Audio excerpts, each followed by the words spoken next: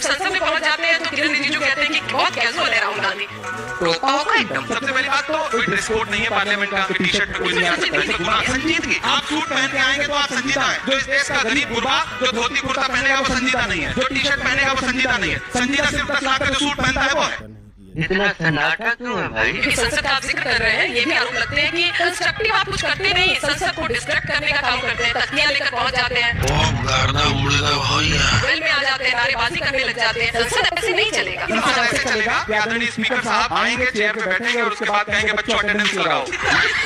कौन कौन प्रेजेंट है ये बताओ। ये क्लासरूम नहीं है, पार्लियामेंट है। पार्लियामेंट में संसदीय मर्यादाओं में होता यही है कि हम देश के मुद्दों की बात रखें। हम आपसे पूछेंगे कि एलपीजी महंगी क्यों हो रहे हैं, हम आपसे पूछेंगे कि इस देश में आपने कफन तक पर जीएसटी क्यों लगा दिया, हम आपसे पूछेंगे कि एक्सचेंज फाइल में जिनका नाम आया है वो अब तक अपने पदों पर क्यों बैठे हुए हैं।